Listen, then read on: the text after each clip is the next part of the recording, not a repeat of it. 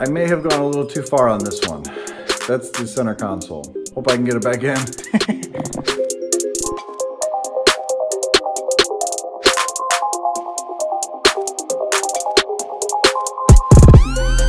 All right, little backstory on this. I've been trying to deal with hiding the hard drive. My thought was, these thieves that break into your car are very smart. Well, when they're looking for Teslas anyway. They've been breaking this window because this wasn't setting off the alarm before, and then pulling the seat down to see if you had any belongings in the back. And then if there was, they would bust this window out and then steal your stuff. Sentry Mode's gonna fix that a little bit. I think people will still break into the cars, but I think the thieves are gonna get smart enough to reach in and pull your hard drive out. Now, I know Tesla says that they're going to upload the video to the cloud. You're relying on LTE signal, you're relying on that quality, that compression and everything.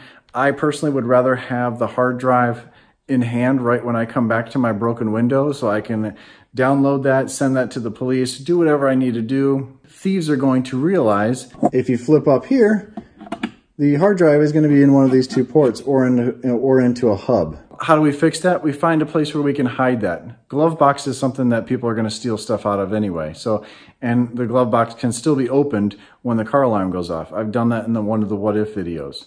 Haven't tried it in with Sentry Mode, but I don't think they fixed that part. So I've been looking for different places. Well, this is what I came up with. Coming from the computer up here, I found this cable, which runs to the two USB ports up here. This is a mini USB, and it plugged into a female USB, so I got an adapter, and I thought, well, geez, maybe I can, maybe we can just put an adapter, hide a hub back here, put a hard drive back here, and then those two will still work up inside there. Put a junk drive up there so people think that that is your dash cam. If they break into your car, they're going to steal this and think nothing of it. Well, this is just data, I found out. And there's a separate power line that runs to the USB ports, so they're separate. Because there's not enough power coming from the computer, they just want data going back to that, which is really smart because you're going to be pulling power from those USB ports. They know you're going to put hubs there that are going to require more power. Pretty smart design. Kind of took out the center console. Well, not kind of. I did. And I wasn't planning on it, but I wanted to get to those two USB ports and find out how to hook up to them. And I have a whole mess of wires that I was going to connect to it with hubs and adapters and everything. So let's go look at the center console. So this is the center console, of course. This is where your phone goes. This is where my Jada 2 wireless charger goes. And then those are the two USB ports. On the other side, this is where that female mini USB goes from down below that I showed you. And that goes right up into this. Now, the data is up top, and then the power is down below. They merge the power in here, so we're going to take this apart, see if we can get in there, see what's inside. That's another YouTube channel that's really cool, but we're not cutting that open. We're going to unscrew it.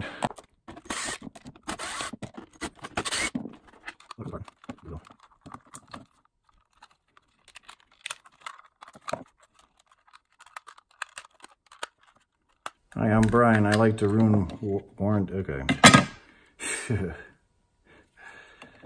All right. So it's just a little circuit board with two USB ports that's merging the power in from this. So we're going to put this back together without touching much at all. And let's think about this. So we have two USB ports that just poke through here.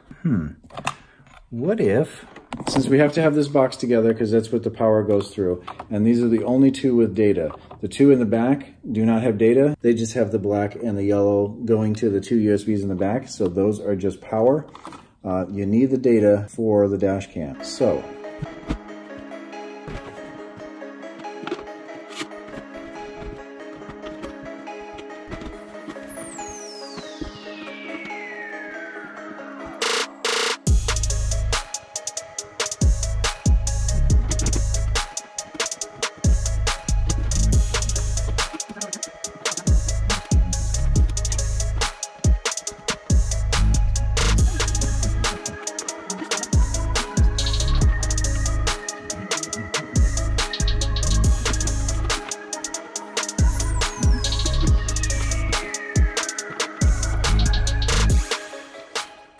little progress report. not going so well. Car's in intensive care, but I have decided to forego those 2 USB ports there. 2 wires are for my wireless charger. Those are running out the back, down the bottom, and I have moved the USB ports, that controller, down here. I've then hooked in one of the hubs, and that's what I'll hook the hard drive to, and I'll hide the hard drive back in this area somewhere over here.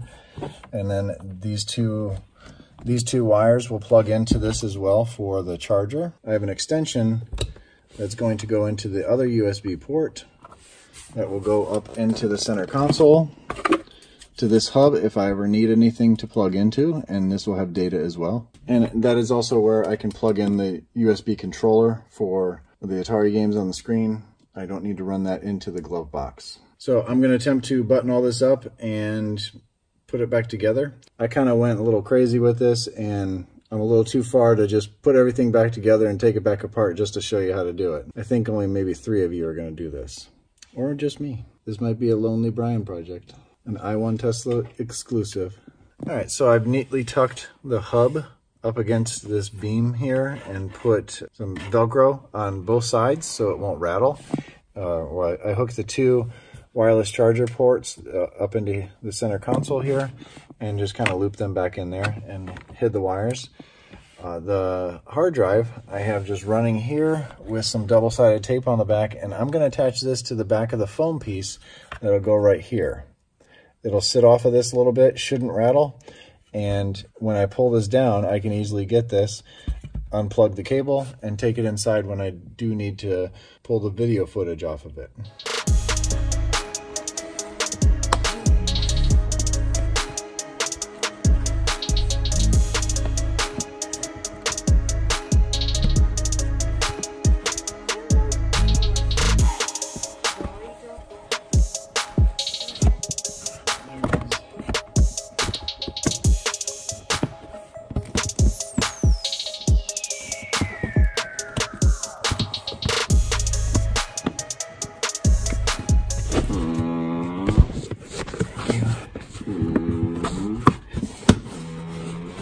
That's my son helping out with the farts. Oh gosh. Thank you, Tesla. I got the panel on the side, the SSDs right over here. I got all the wires run down in here, going up to the wireless charger. So there's nothing in the bin. Back here, I do still have a USB hub with 4 outlets that have data going to them as well. So we can plug in hard drives, the controller, and all that kind of stuff back here. Plus, I still have my dash cam. The dash cam is still working because all I've done is just basically put a USB hub in there. So not the final product that I wanted. I thought I can use that mini USB there, but I think this will work out in the long run. I didn't finish the video that I wanted to do. I wanted to hook this up. Gordon sent this over because he wants to hook up his dash cams, and I'm gonna hook this up in the rest of the center console. It's 9 o'clock as you saw on my screen there. I'm gonna do a whole separate video on this, and I might actually use those for the dash cam. So that way I'm not pulling power from those USB ports that I have it hooked up to now. Not a huge project, but it takes some guts to do this. I didn't cut any wires, I didn't break anything, so I could put this back to stock if I wanted to. I really wanted to be able to hide that hard drive. Right now, when someone opens that up, looks like there is no hard drive at all in there. There's nothing.